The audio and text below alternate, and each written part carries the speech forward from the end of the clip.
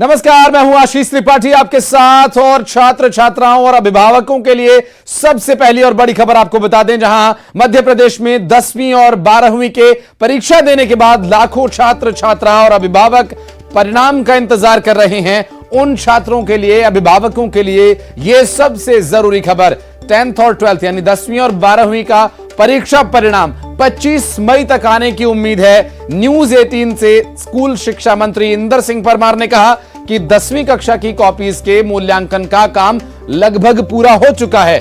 12वीं की कॉपीज जल्द जांच ली जाएंगी और फिर एक साथ परीक्षा परिणाम घोषित किए जाएंगे। 18 लाख से ज्यादा छात्र छात्राओं को बेसब्री है जल्द से जल्द उनका रिजल्ट आए। बातचीत की हमारी सहयोगी रंजना दुबे ने उनसे, आइए दिखाते हैं आपको।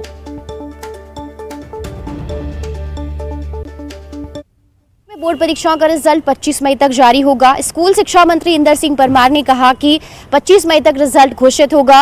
रिजल्ट घोषित करने को लेकर तैयारियां पूरी की जा रही हैं, जिसमें कक्षा 10वीं की कॉपियों को जांचने का काम पूरा हो चुका है, लेकिन कक्षा 12वीं की कॉपियों को जांचने का काम अभी लगभग चल रहा है और जल्द ही रिजल्ट पूरी तरह से तैयार होगा। और इस बार भी पिछली बार की तरह कक्षा 10वीं और कक्षा 12वीं का रिजल्ट एक साथ घोषित किया जाएगा। मध्य प्रदेश में 18 लाख से ज्यादा परीक्षार्थी कक्षा 10वीं और कक्षा 12वीं की परीक्षा में शामिल हुए हैं और उम्मीद यही की जा रही है कि इस बार भी शायद टॉपर्स स्टूडेंट को बुलाया जाए। अभी फिलहाल इस पर कोई फैसला नहीं हुआ है, लेकिन टॉपर्स स्टूडेंट्स को मध्य प्रदेश की राजधानी भोपाल में बुलाया जाएगा नहीं, इसको लेकर बाद में फैसला किया जाएगा। लेकिन फिलहाल यही खबर है कि मध्य प्रदेश में जल्द से जल्द यानी 25 मई तक कक्षा 10वीं कक्षा 12वीं का रिजल्ट घोषित होगा। और चलेंगे अंबिकापुर, जहां 100 एकड़ से ज्यादा सरकारी जमीन को फर्जी तरीके से बेचने का संगीन मामला सामने आया। ग्राम पंचायत भटको के ग्रामीणों ने थाने में इसकी शिकायत की।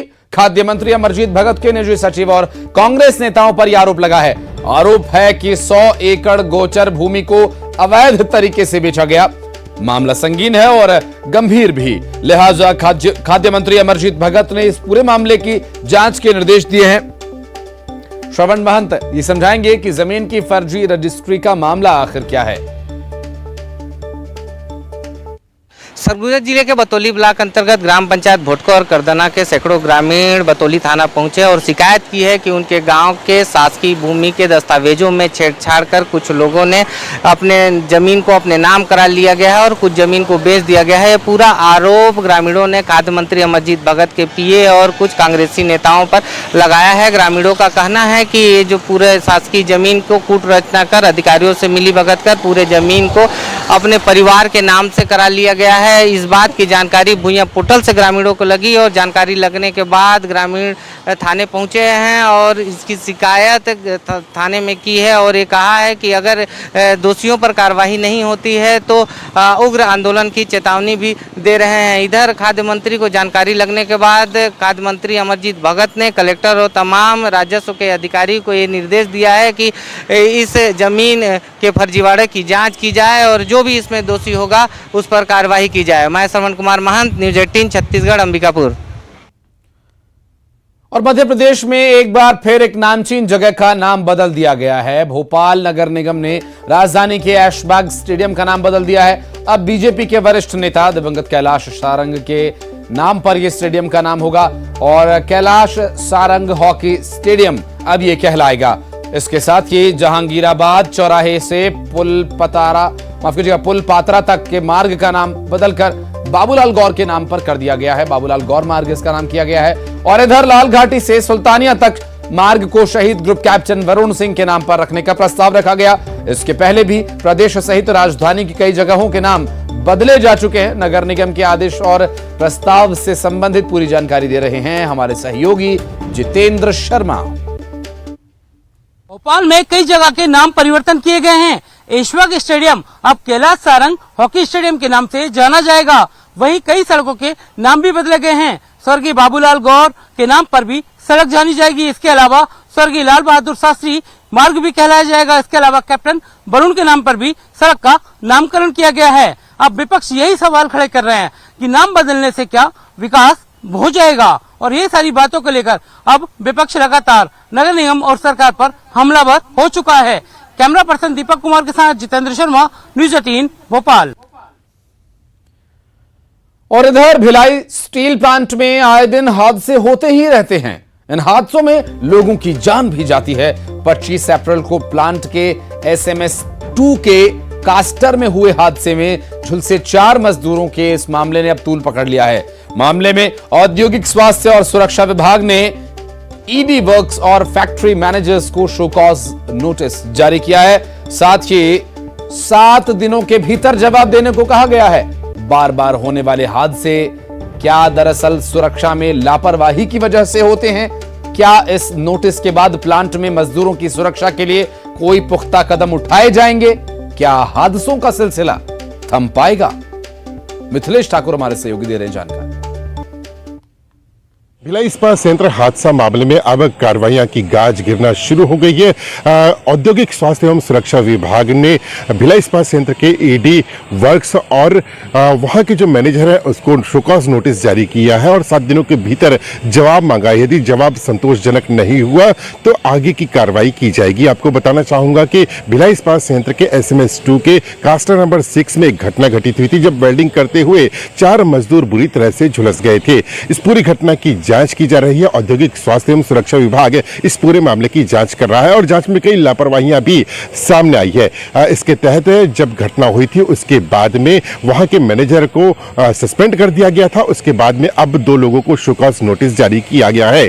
भिलाई इस्पात संयंत्र में लगातार हादसे हो रहे हैं जो कहीं ना कहीं चिंता का विषय बने हुए हैं। इसको ध्यान में रखते हुए उचित कार्रवाई की जाना बेहद आवश्यक है।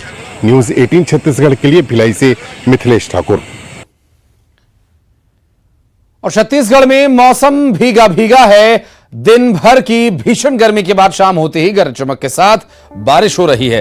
राजधानी रायपुर के साथ प्रदेश के कई जिलों में बारिश का दौर जारी है। आसमान में बादल छाए हैं, तापमान में गिरावट दर्ज की गई है। इससे प्रदेश का मौसम सुहाना हो गया है। बेमौसम बरसात लोगों के लिए कितनी राहत भरी है, कितनी परेशानियों का सबब, मौसम विभाग के अपडेट के साथ जानकारी दे रहे हैं हमारे सहयोगी तनु वर्मा। छत्तीसगढ़ में लगातार मौसम के मिजाज में बदलाव देखने को मिल रहा है। दोपहर में गर्मी और शाम होते ही गरज चमक के साथ बारिश हो रही है। मौसम विभाग से मिली जानकारी के अनुसार प्रदेश में नर्म हवाओं का आगमन जो है वो लगातार जारी है और इसके चलते प्रदेश के मौसम में लगातार बदलाव देखने को मिल रहा है। मौसम विभाग के अनुसार बंगाल की खाड़ी से अधिक मात्रा में नमी युक्त हवाएं जो है वो आ रही हैं और दक्षिण से आ रही हवाओं ने तापमान को प्रभावित किया है। बीते दिनों कवर्धा, मुंगेली, बिलासपुर समेत प्रदेश के कई जिलों में गरज चमक के साथ बारिश हुई है। वहीं मौसम विभाग ने आज भी छत्तीसगढ़ के विभिन्न जिलों में बारिश होने की संभावना जताई है और कुछ स्थानों में गरज चमक के साथ छींटें भी पड़ सकती है। हालांकि तापमान में कोई विशेष परिवर्तन होने की संभावना नहीं है। एक तरफ लगातार हो रहे बारिश से लोगों को गर्मी से राहत तो मिली है, लेकिन दूसरी ओर बेमौसम बरसात से जनजीवन जो है वो अस्त व्यस्त हो गया है। कैमरामैन इमरान कुरैशी के साथ तनु वर्मा, न्यूज 18 छत्तीसगढ़, रायपुर। और बागेश्वर धाम के पंडित धीरेन्द्र कृष्ण शास्त्री इन दिनों अर्जी और पर्चे के कारण कम, अपने बयानों की वजह से ज्यादा चर्चा में रहने लगे हैं। कभी कभी उनका बयान विवाद भी खड़ा कर देता है और एक बयान पर ऐसे ही विवाद शुरू हो गया, जिसके बाद पंडित धीरेन्द्र कृष्ण शास्त्री ने माफी मांगी। दरअसल पंडित धीरेन्द्र कृष्ण शास्त्री ने कहा कि मेरे द्वारा भगवान परशुराम जी एवं महाराज सहस्त्रबाहु अर्जुन जी के बीच हुए युद्ध के विषय में जो भी कहा गया वो हमारे पवित्र हिंदू शास्त्रों में वर्णित है। यदि हमारे किसी शब्द से किसी की भावना आहत हुई हो तो हम इसके लिए खेद प्रकट करते हैं। आखिर पूरा मामला क्या था और उसके बाद किन लोगों ने आपत्ति इसमें दर्ज कराई थी और क्यों पड़ी माफी मांगनी, जितेंद्र शर्मा सहयोगी दे रहे हैं जानकारी। में गिरते नजर आ रहे हैं। अब उन्होंने भगवान सहस्त्रबाहु के बारे में जो बयान दिया है उससे विवाद उपज गया है और उसे लेकर भोपाल में भी विरोध किया जा रहा है, उनका पुतला जलाया जा रहा है। अगर बात करें तो उन्होंने अपने बयान के बाद माफी जरूर मांग ली है, मगर समाज में उनके प्रति कहीं ना कहीं अब विरोध की भावना नजर आ रही है। तो धीरेन्द्र कृष्ण शास्त्री को चाहिए कि वो किसी भी धर्म विशेष का विरोध न करे और साथ ही भगवान के बारे में भी गलत बयानबाजी न करे। कैमरा पर्सन दीपक कुमार के साथ जितेंद्र शर्मा, न्यूज 18 भोपाल।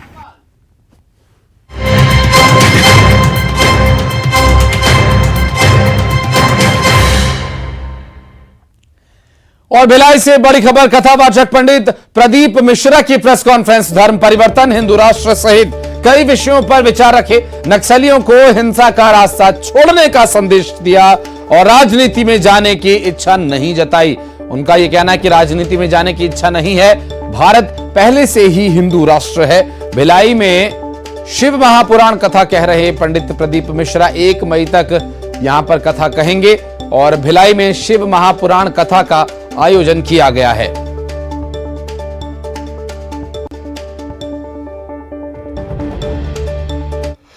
प्रयास रहे कि हमारे जो सैनिक भी लगे रहते हैं, पुलिसकर्मी भी लगे रहते हैं, या सुरक्षा के जो भाव लगे रहते हैं, ये कहीं ना कहीं हमारे भारत की भूमि को या हमारे धर्म को जोड़ने का काम करते हैं, तोड़ने का काम नहीं करते। तो इतना जरूर कहना चाहूँगा कि नक्सल एरियो में जहाँ कहीं भी इनके ऊपर जो आक्रमण होता है और इनका परिवार बाद में रोता है या उनको तकलीफ होती है, वो कहीं ना कहीं बद्दुआ हमको भी नष्ट कर देती है। तो प्रयासरत रहें, अपने जीवन को अच्छा बनाने का प्रयास करेंगे तो जीवन सार्थक। शिव जी का प्रचार मूल रूप से हम लोगों का मूल तत्व है, उसमें ये नहीं है कि भाजपा या कांग्रेस के लिए, जो हमारे सनातन धर्म को पोषणता प्रदान करे। जिस पेड़ से हमको छाया मिल रही है उस पेड़ के नीचे अगर जल डालेंगे तो हो सकता है आने वाले समय में वो फल भी दे। तो उस भाव से कहा है कि कहीं ना कहीं किसी न किसी रूप में हमारा सनातन धर्म मजबूत हो। जो बंटवारे के समय चले गया वो चले गया, पर जो आज भारत की भूमि जो है और यहाँ जितने भी लोग रह रहे हों, चाहे वो किसी भी धर्म के हों, किसी भी वर्ण के हों, वो हिंदू राष्ट्र के अंतर्गत ही रह रहा है। हिंदू राष्ट्र पहले भी था, आज भी और आगे भी रहेगा। उसके लिए विशेष कोई सील ठप्पा लगना मूल नहीं है। तो राजनीति में जाने की इच्छा नहीं है और इस विषय को लेकर वो कह रहे हैं कि हिंदू राष्ट्र हमेशा से ही है और आगे भी रहेगा। मिथिलेश हमारे सहयोगी हमारे साथ मौजूद हैं। मिथिलेश, प्रेस कॉन्फ्रेंस की थी कथावाचक पंडित प्रदीप मिश्रा ने, क्या इसके पीछे ध्येय प्रेस कॉन्फ्रेंस करने का? कथा तो वो कह ही रहे हैं, कोई और बात कहना चाह रहे हैं मीडिया को? देखिए, कोई और नहीं। अभी जब से यहाँ पे पंडित प्रदीप मिश्रा आए हुए, उसके बाद से पत्रकारों से वे कहीं भी नहीं मिले थे। पत्रकारों की काफी जिज्ञासाएं थी, कई सवाल थे, तो आज उन्होंने एक प्रेस कॉन्फ्रेंस की है जिसके माध्यम से उन्होंने पत्रकारों के कई सवालों के जवाब दिया है। जिस तरह से उन्होंने धर्मांतरण के बारे में बोला है कि धर्मांतरण काफी हो रहे हैं जिनको रोकना भी आवश्यक है। इसी तरह से धर्म और राजनीति की बात जब की तो उन्होंने ये कहा कि बिल्कुल ये शुरू से ही चलता रहा है, लेकिन उनका कोई उद्देश्य ऐसा नहीं है कि वे राजनीति में प्रवेश करें या राजनीति करें। इसी तरह से उन्होंने और भी कई सवालों के जवाब दिए। जिस तरह से नक्सली हिंसा की बात की जा रही है तो नक्सली हिंसक लोगों को उन्होंने हिंसा का रास्ता छोड़ना पड़ा, क्योंकि छोड़ने की अपील की है। और साथ ही जो सैनिक जो वहाँ पे 24 घंटे तैनात होते हैं, सीमाओं में तैनात होते हैं, जब वो वीर गति को प्राप्त होते हैं तो परिवारों को दुख होता है, तो वो कहीं ना कहीं उसका जो पाप है वो जो हिंसा कर रहे हैं उनको लगता है। तो इस तरह से और भी कई विषय थे जिन पर राजनीति में नहीं जाना चाहते, ये बात उन्होंने स्पष्ट कर दी है। कह रहे हैं कि जो फल जो छाया देगा पेड़, चाहे वो कांग्रेस हो चाहे बीजेपी, हम जल चढ़ाएंगे तो हो सकता है फल भी दे। इसका क्या आशय है? देखिए, इसका आशय वो फिलहाल तो उसकी गहराइयां बहुत कुछ है, लेकिन अभी उन्होंने जो कहा है वो एकदम। मैं आऊंगा मिथिलेश आपके साथ। बीजेपी से केदार गुप्ता जी हमारे साथ जुड़ गए हैं।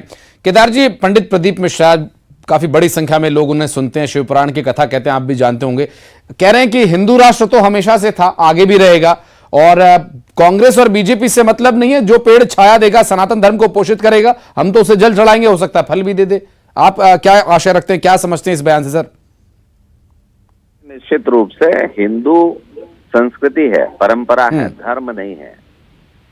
भारत में रहने वाले, हिंदुस्तान में रहने वाला हर व्यक्ति, चाहे वो किसी भी धर्म संप्रदाय को मानता हो, वो हिंदुस्तानी है, इसलिए हिंदू है। सवाल इसका है कि लोगों में ये भ्रम फैला दिया है कांग्रेस ने कि हिंदू कोई धर्म है। अगर हिंदुस्तान को हिंदू राष्ट्र घोषित होता है तो दूसरे धर्म को परेशानियां होगी। बिल्कुल नहीं, हिंदुस्तान धर्मनिरपेक्ष था, धर्मनिरपेक्ष है और धर्मनिरपेक्ष रहेगा। परंतु ये हिंदुओं की संख्या है और हिंदू संस्कृति और परंपरा, हर धर्म के लोग अगर यहाँ की संस्कृति परंपरा को मानते हैं तो मैं समझता हूँ कि वो हिंदू हैं। और हिंदू राष्ट्र भी घोषित करें तो किसी के धर्म में किसी प्रकार का कोई व्यवधान या अड़चन आने वाली नहीं है। यहाँ सर्वधर्म का सम्मान करने वाले लोग रहते हैं, एक दूसरे से स्नेह प्यार करते हैं। परंतु जब कोई धर्म की आड़ में असामाजिक तत्व किसी प्रकार की हिंसा को जन्म देते हैं, ज्यादतियां करते हैं, तो कुछ मतभेद होता है। परंतु मैं कहूंगा हिंदुस्तान में रहने वाला हर आदमी हिंदू है और हिंदू कोई धर्म नहीं, ये संस्कृति और परंपरा है। केदार जी, गर्व से कहना जो चाहिए। बात पंडित प्रदीप मिश्रा जी कह रहे हैं उसका आशय जो वो बेहतर बता सकते हैं, लेकिन आपसे मैं इसका पक्ष जानना चाहूंगा। वो कह रहे हैं कि सनातन धर्म को पोषित जो भी पार्टी करेगी, कोई भी हो सकता है, वो कांग्रेस हो सकता है, वो बीजेपी हो सकती है। हालांकि बीजेपी का हमेशा से एक ही जो आइडियोलॉजी है वो हिंदुत्व की आइडियोलॉजी, जिसका जिक्र कर रहे हैं। कांग्रेस भी गाहे बगाहे वो सॉफ्ट हिंदू कॉर्नर दिखाते हैं, तो एक इशारा है कांग्रेस की तरफ। अगर कांग्रेस सनातन धर्म को पोषित करने लगेगी तो बीजेपी के लिए थोड़ी परेशानी हो सकती है। नहीं, देखिए, कांग्रेस जिस दिन तुष्टीकरण खत्म कर देगी, हम कांग्रेस के ऊपर किसी प्रकार का आरोप नहीं लगाएंगे। वो अपराधियों को तुष्टीकरण करती है, वो विकास के मामले में तुष्टीकरण कहती है। अरे भाई, आप देश ने आपको चुना है, आपकी जहाँ सरकारें हैं, छत्तीसगढ़ की बात लूं तो यहाँ तुष्टीकरण क्यों करना चाहिए? सभी आपके लोग हैं, सभी के आप मुख्यमंत्री, सभी के आप मंत्री हैं। तो बारंबार देखा जाता है कि अनेक घटनाओं में जो तुष्टीकरण आता है, वहां से हम तुष्टीकरण का विरोध करते हैं तो कहते हैं कि आप हिंदुत्व की बात कर रहे हो। मैं फिर से कहूंगा, हिंदू सब हैं, सब हमारे भाई हैं। ये हिंदुत्व की बात नहीं है, ये झगड़ा है तुष्टीकरण का। सबको एक दृष्टि से देखें, सबके लिए एक कानून हो, सबके लिए एक न्याय हो। कोई अपराध करता है तो किसी को ना बख्शा जाए, चाहे वो किसी भी धर्म का हो। इसका हिंदुत्व से लेना देना नहीं। पर कांग्रेस ने बारंबार ये गफलतबाजी करके लोगों के बीच में भ्रम फैलाने का प्रयास किया है कि भाजपा हिंदुत्व के सहारे चलती है। भाजपा तो एक ही सहारा है, सबका साथ, सबका विश्वास, सबका प्रयास और सबके लिए काम। मैं समझता हूँ मोदी जी ने करके दिखाया। आयुष्मान योजना है, हर धर्म के लोगों को है, मुसलमान भाइयों को भी है। और मैं कहूंगा कि प्रधानमंत्री आवास योजना मुसलमान भाइयों के लिए भी है। एक ग्राम पंचायत में गया था जिसमें 100 घर बने थे, जिसमें 60 मेरे मुसलमान भाइयों के थे। मुझे खुशी हुई और सबको खुशी हुई। ये आखिर हिंदुत्व के नाम से मुसलमानों को क्यों बांट रहे हैं भाई? हम सब एक हैं और एक रहेंगे। हिंदुत्व कोई मुसलमानों से अलग नहीं हो रहा है। ये फिर से कहूंगा संस्कृति और परंपरा है। केदार जी, एक चीज और जो पंडित प्रदीप मिश्रा जी कह रहे हैं, वो ये कह रहे हैं कि राजनीति में आने की इच्छा नहीं है, लेकिन भारतीय जनता पार्टी संतों को, योगी जी का उदाहरण है, और कई समाज के अलग अलग वर्गों में अलग अलग जगहों पर बड़े मकाम पा चुके ऐसे लोगों को, जो लोगों को अपनी सोच से प्रभावित करते हैं, ऐसे लोगों को राजनीति में लेकर आती रही है। वो कह रहे हैं राजनीति में आने की इच्छा नहीं। केदार गुप्ता जी क्या सोचते हैं, बीजेपी क्या सोचती है? क्या ऐसे लोगों को राजनीति में आना चाहिए जो एक समाज को एक दिशा दे सकते हैं? वो संत हैं और धार्मिक कथाएं वाचन करते हैं, धर्म का प्रचार प्रसार करते हैं। मुझे ऐसा लगता है कि हिंदू सनातन धर्म में वो जो शिव पुराण को लेकर आगे बढ़ रहे हैं, बहुत से लोगों को उसमें वास्तविकता और गहराई से शिव पुराण के बारे में सुनने मिला है। उनका वो फील्ड है और मैं स्वामी जी को प्रणाम करता हूँ, चरणों में नमन करता हूँ और उनका आशीर्वाद चाहते हुए कहता हूँ कि निश्चित रूप से शिव भक्तों के बीच में उन्होंने जो अलग जगाई है उसे आगे बढ़ाते रहें। और हिंदू सनातन धर्म सबसे प्रेम भाव रखता है, ये बड़ी बात है। जब तक के सनातन धर्म रहेगा, कहीं भेदभाव नहीं होगा और भारत में शांति रहेगी। क्योंकि जब तक ये हिंदू धर्म सनातनी बहुसंख्यक है, आप देखें कि जो गंगा जमनी तहजीब बोलते हैं ना, वो शुरू से चली आ रही है। और जहां अन्य वर्ग बहुसंख्यक होता है, जैसे जहां हम कश्मीर की बात करते हैं, श्रीनगर की बात करते हैं, वो आलम क्या है? तो सनातन धर्म निश्चित रूप से सबको एक रहने का, सबको साथ चलने का, सभी धर्मों का सम्मान बताता है। बिल्कुल, सभी धर्मों का सम्मान केदार जी होना चाहिए। बहुत बहुत शुक्रिया आपका समय निकालने के लिए। माफी चाहेंगे, आपको बीच में रोक रहे हैं, बहुत बहुत शुक्रिया आपका। और इस बीच एक बड़ी खबर आपको बता दें, भूपेश बघेल को मानद उपाधि प्रदान की गई है और क्या कुछ वो कह रहे हैं सुनवाइए।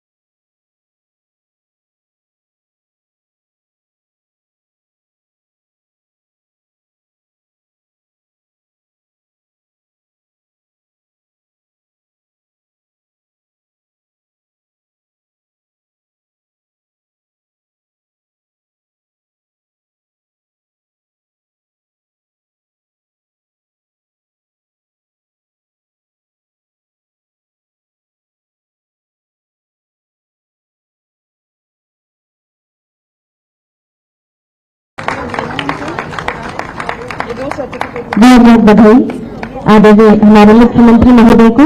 और मैं निवेदन करूं डॉक्टर विवेक सर, स्थापक सर जी और डॉक्टर समरेंद्र सर जी, निवेदन आपसे कि हमारे मुख्यमंत्री महोदय को डॉक्टरेट की मानक उपाधि। और एक छोटे से ब्रेक के लिए रुक रहे हैं, जल्द लौटते हैं।